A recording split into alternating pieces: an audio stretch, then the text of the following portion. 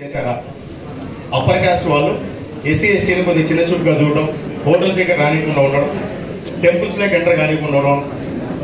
బాగా గమనిస్తే ఇప్పటికీ కూడా కొన్ని చోట్ల ఏదైనా జాతరలు జరిగితే వాళ్ళ ఇంటి ముందు నుంచి స్వామి పోనీకూడదు అంటారు, పూజలకి వాళ్ళు కార్యక్రమాలకు రాకూడదు అంటారు. ఎవరైనా హయ్యర్ క్యాస్ట్ పీపుల్ ఉంటే వాళ్ళ ఇంటి ముందు నుంచి వెళ్తే చెప్పులు విడిచి వంకొని వెళ్ళాలి అంటారు. విన్నారా ఎప్పుడైనా ఇట్లాంటివన్నీ? నిజంగా విన్నారా? అది కరెక్టేనా? ఎక్కడుందో అట్లా చేయమని చెప్పి రాజ్యాంగం రాస్తున్నారా? లేదు కదా.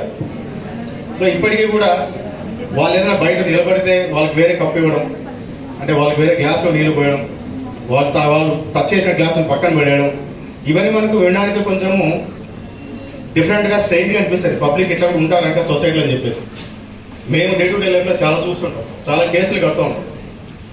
నెలలో కనీసం ఇట్లా కేసులు మేము 5-6 కడుతుంటాం. అంటే పొలాలకు రానికపోవడం. ఈ మధ్య రీసెంట్ గా ఛాన్స్